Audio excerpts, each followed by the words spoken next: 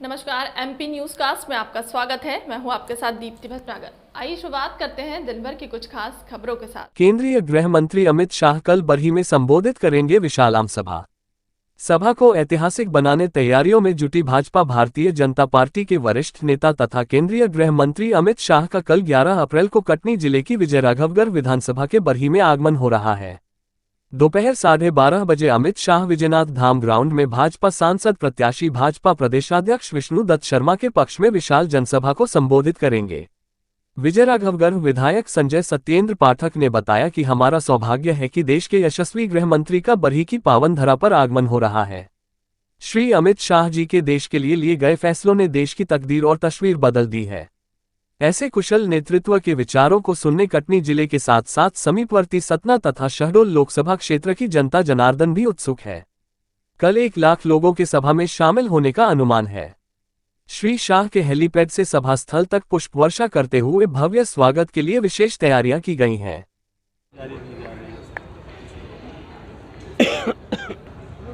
हम सबके लिए बड़े सौभाग्य की बात है कि हमारे खजुराहो लोकसभा क्षेत्र के विजयराघवगढ़ विधानसभा क्षेत्र में बरही नगर में आदरणीय भारत के गृह मंत्री अमित शाह जी का आगमन होने जा रहा है। ये वही अमित शाह जी हैं जिन्होंने धारा 370 को अलग करके कश्मीर को भारत का अभिन्न अंग बनाया।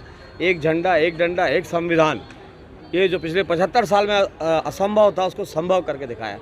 आदरणीय अमित शाह जी के नेतृत्व में जहां भारत एक तरह से पूरी तरीके से सुरक्षित हुआ है, वहीं भारत के अंदरूनी भाग भी सुरक्षित हुआ है।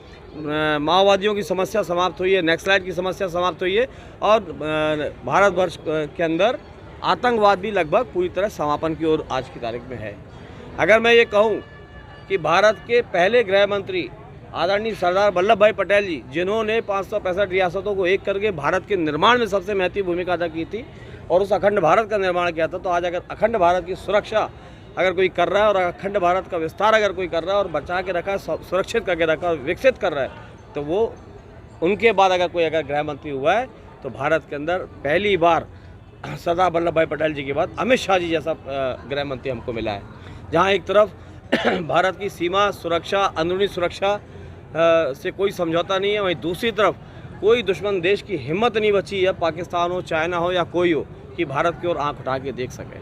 वहीं साथ ही साथ ये भारतीय जनता पार्टी के हम जैसे प्रत्येक कार्यकर्ताओं के लिए बड़ा गौरव का विषय है कि विश्व की सबसे बड़ी पार्टी 11 करोड़ से ज़्यादा सदस्यता अभियान चला के विश्व की सबसे बड़ी पार्टी बनाने वाले हमारे आदरणीय अमित शाह जी का आगमन कल होने जा रहा है। तो ये बड़े सौभाग्य की बात है कि जहाँ नरेंद्र मोदी जी के नेतृत्व में भारत पूरे विश्व में अपना नाम कमा रहा है और भारत का अंदरूनी भाग की अगर बात करें तो गाँव में अंतिम पंक्ति में बैठे व्यक्ति का भी उत्थान हो रहा है और चंद्रमा में भी झंडा हम फहरा रहे हैं।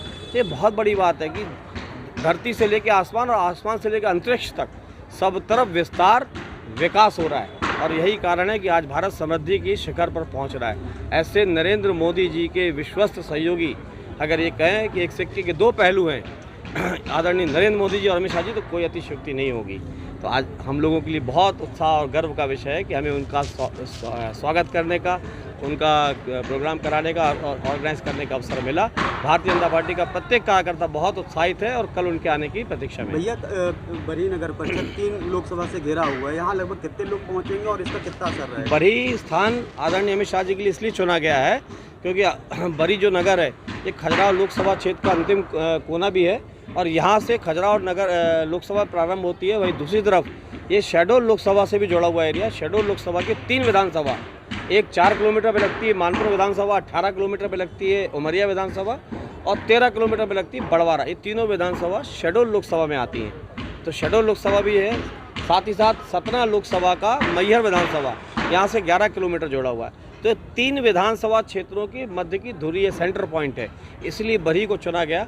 और जिस प्रकार से लोगों का उत्साह है और जिस प्रकार से सूचनाएं आ रही हैं, जिस प्रकार से लोगों ने साधन संसाधन अपने लिखाए कि जो अपने स्वयं के साधन लेकर आ रहे हैं, अगर उसकी हम गणना करते हैं तो 1,60,000 से ज़्यादा लोग तो अपने संसाधनों से आ ही रहे हैं, लेकिन मुझे इससे ज़्यादा लोगों के आने की कल उम्मीद है। अमित शाह जी का पहला दौरा है और कटनी ही आ रहे हैं, उसका कितना असर रहेगा? देखिए, अमित शाह जी का तो असर अपने आप होता है। अमित शाह जी के तो नाम का असर इतना है और अमित शाह जी का, भारतीय जनता पार्टी का, आदरणीय नरेंद्र मोदी जी का इतना प्रभाव है कि हमारी खजुराहो लोकसभा से कांग्रेस पहले ही भाग खड़ी हुई।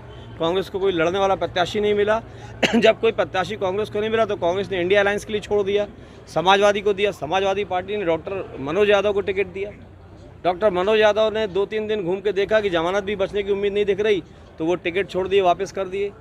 तो अखिलेश यादव जी ने अपने सबसे घनिष्ठ विश्वस्त सहयोगी जो उनके परिवार से जुड़े हुए व्यक्ति है, उनकी धर्मपत्नी को टिकट दिया। उनकी धर्मपत्नी 3 दिन घूमी, उनने देखा कि यहाँ जमानत बचाना तो छोड़ो, बड़ी शर्मनाक हार होने जा रही है।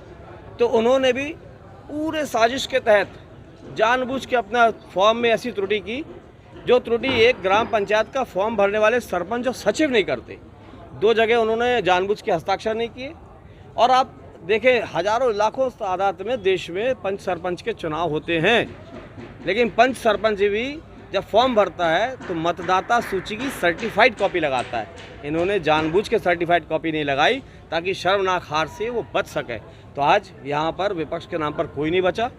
फिर इंडिया अलायंस ने ये तय किया कि फॉरवर्ड ब्लॉक के एक प्रत्याशी जो लड़ रहे हैं यहाँ पे चुनाव, उनको अपना प्रत्याशी घोषित कर दिया है। तो लड़ लें चुनाव। ये खजुराहो लोकसभा यहाँ पे इंडिया अलायंस की जमानत जब्त करा के आदरणीय बी डी शर्मा जी चुनाव जीतेंगे और भारत के अंदर एक भारी जीत का अंतर का इतिहास भी बनाएंगे। जिस तरीके से कांग्रेस और जो सपा ने उन्हें कहा कि बीजेपी की साजिश की हुआ है, तो आप किसको मानते हैं? साजिश तो इसमें कांग्रेस की और समाजवादी की है, क्योंकि कांग्रेस ने साजिश की कि जब देखे कि वो शर्मनाक हार रहे हैं, जमानत भी नहीं बचा पा रहे हैं, तो कांग्रेस ने साजिश की और इसको इंडिया अलायंस के नाम पे छोड़ दिया।